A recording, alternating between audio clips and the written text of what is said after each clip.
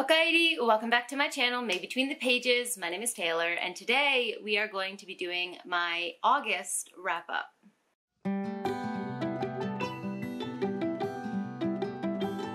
Now, apologies, I just disappeared for about 3 weeks there. Okay. Hi. Crab game. Done? You start it. It's already going. Most of you already know. Oh my god.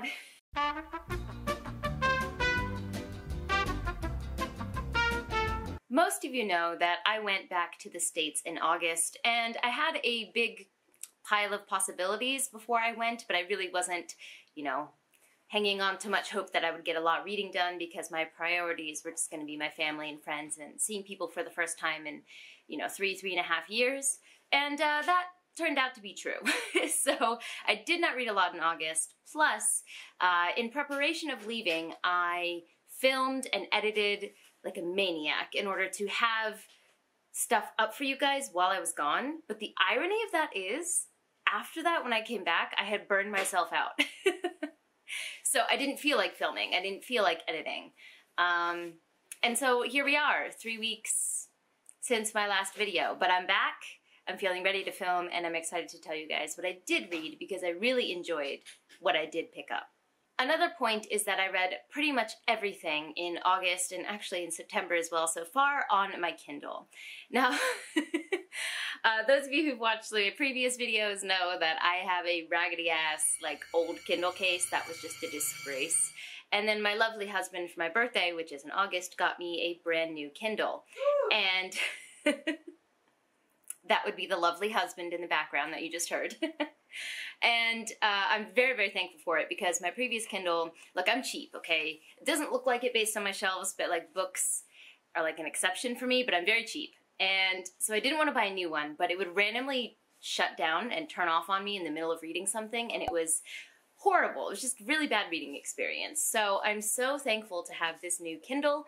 I don't have a case for it yet. Hopefully, I should probably get on that and buy that soon because Lord knows I'm going to break this thing.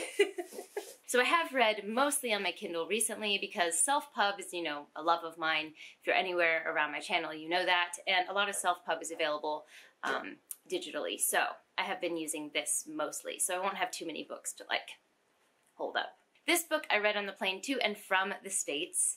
The flight is 12 hours, 13 hours long, so it's a lot of time to read. So I blew through this one on both of those trips, or the way there and back, and that is Skybreaker, Tales of the Wanderer. This is a sci-fi or fantasy kind of mix anthology that has a bunch of different contributors. I'll be sure to put their names on the screen as well as in the description. It's just a lot of people, so I don't want to go through and list them all. But what's even more exciting, and I'll get to my thoughts about the book in a minute, but what's even more exciting is we will be interviewing all of the contributors to Skybreaker on page-2ing this weekend.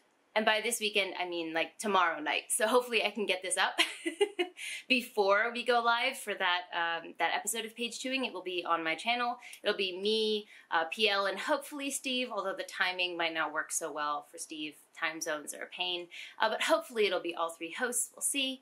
And we will be able to talk to all of the people who contributed to this awesome anthology. If I get this up after the episode has aired, I will be sure to have it linked down below, so if my description of this book or my review sounds up your alley, please go check it out. I'm sure it was a wonderful conversation.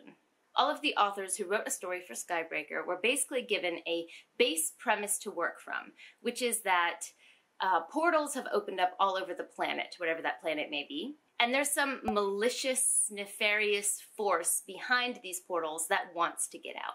And the plethora of different types of stories that came from this one base was fascinating for me as a reader. Some of the stories were very dark and gritty and almost full of hopelessness, very grimdark world feeling. Others were comedy relief that make you laugh when someone throws a shoe. There were other stories that took place on the ocean, which we all know that I have a soft spot for, and other things that dealt with more concrete issues such as what would happen if these portals were harnessed for trade between nations. It's very rare that I would give an anthology 5 stars, but that's exactly what I did for Skybreaker, because for me, even though I felt like I had favorites, none of the stories in the collection felt inconsistent. None of them felt like a weak link. And this kind of uniquely cohesive feeling was something that I really enjoyed. And I'm a big fan of anthologies. I really like reading them. And that's something I've discovered about myself in the last year, actually. But this one just felt, I guess I already used the word, but uniquely cohesive. In my Before We Go blog review, which is also posted on my Goodreads if you want to see my written review for this book, I did mention 3 of my favorites. The first one being Swampers by C.F. Welburn. This is a very dark story, but the world building that was contained within just the small amount of pages was really mind-blowing to me, and I want to read more in this world, so definitely that one. The second one was Topher the World by Derek Power. This is the comedy relief one that I mentioned. The third one was Stormchild by Lee C. Conley. And Stormchild was one of the ones that were at sea. There were multiple, actually, set at sea. Stormchild is based around a man who is at war with a leviathan at sea. And I just knew those were going to be the vibes for me and that I was going to soak this one up. And I also really enjoyed Dark Whale. I think it was by J.E. Hannaford. I'll correct myself on the screen if that's not the author, but I'm pretty sure it is. Both of those were set at sea and really enjoyed both of them. The next book I read was The Jade Setter of Janloon by Fonda. Now this one I did have physically in the States, so I could have held it up, but I decided to leave it in the States because basically I planned to bring a bunch of books back, okay? I was gonna bring them back in my suitcase and display them on the shelves from my American haul, which is coming, by the way. The editing is taking ages because this bitch right here made 3.5 hours of raw footage that I now, current self, have to deal with. So that's gonna take a minute, but I'm working on it. But the point is, I was gonna bring some of those books back to Japan. That was always my plan. But then when I really sat and thought about it, and I looked at all the books in my collection there, was I willing to risk any damage coming to these books if I was going to move them to Japan, and then for my husband and I's dream of opening a restaurant in the States in the future, having to move them back? Was it worth it just for the aesthetics in the background and for me to be able to touch them? And I had to confront the fact that it's not. It's just not. So while I'm very, very sad to not be able to hold up, you know, my copies of the Broken Binding Dandelion Dynasty or the Jade Setter of Janloon or any of the other ones you were going to see in that haul, I decided it was worth it to just leave them there for now. So, will not be holding that book up, but as everyone predicted, I have a face out right behind me. I think everyone knows that I love Fonda.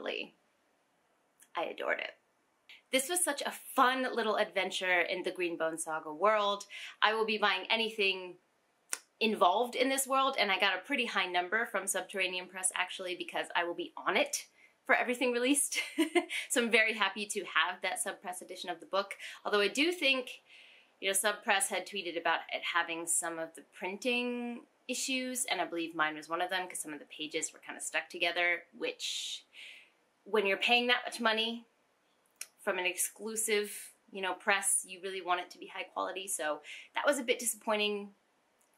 But there's really not much you can do about it because they've basically just said deal with it, so not a fan of that. But it looks gorgeous in all other ways and very well constructed in all other ways, so I just adored being in this world. Even the characters that showed up like tangentially, I was like, oh, you know, there he is, there she is. Like, I don't want to give any spoilers for it because, you know, it involves characters from the main series, and if you haven't read it, I don't want to give away who is what and where and when and how and why. But just the little cameos were great, and, you know, Fonda Lee's character work really showed through in this book because even though it's a novella, I care so deeply for all of the new characters that we got here. That actually concludes the books that I finished in August. We shouldn't be surprised. But I do want to just kind of briefly mention 2 books that I started in August. Haven't finished yet, but I can see them being finished this month. The first one is Of Blood and Fire by Ryan Cahill. I think I started this at the beginning of August, yes, before we left.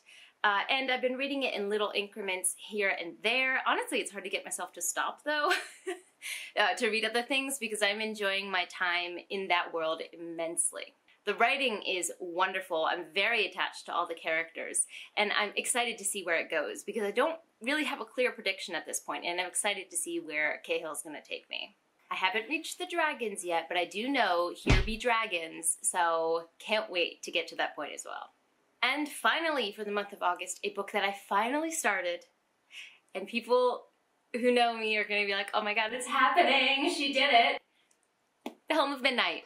Guys, I started it. I didn't finish it, so you can't give me too many props yet, but I did give a substantial start to this. I think I'm about 25% in, and actually, it's way more complex than I thought it was going to be. The magic system is really intricate, and I was actually like sipping some whiskey when I started this, and I was like, wait, I gotta put this whiskey down because I need like brain cells to understand what's going on here. So I think it's going to be a lot more complicated, and well, I always thought it was going to be interesting, but I think it's going to be more intricate than I expected. So excited to get back to this now that I'm in a reading mood back from the States. Fingerprints on this, as always, will drive me absolutely insane. I'm a broken record at this point with this book, but I've started it. I'm liking it. I'll let you guys know how it goes in September. That concludes my August wrap-up. Let me know in the comments down below if you've read any of these, if I've convinced you to read any of them, your thoughts on me finally starting Helm of Midnight. And again, I'm sorry for disappearing for a couple of weeks. It's just one of those things where my motivation left me for a little while. But now it's back. I feel very refreshed after my vacation. It was very busy, but in a refreshing way. I've got a lot of ideas for new videos. I have recently teased on Twitter a tattoo tour, so I should be filming that. I've been promising that since 2020, so I should be filming that in the next couple weeks. And also be on the lookout for page chewing. I'm really proud of the series that PL, Steve, and I are putting together. Some of the episodes will be on my channel, some on Steve's channel. But it's just become this wonderful thing that we all really enjoy doing, and it allows us to do outreach not just to authors, but we're starting to do more outreach with booktubers as well, so you can look forward to some faces that you really enjoy watching, you know, appearing on the series sometime soon. I'm just very excited for it, so stay tuned for that too. Don't forget to like, subscribe, and click that bell. I'd love to have you as part of this community, and I appreciate it. But for now, I'm gonna head out. Jenny!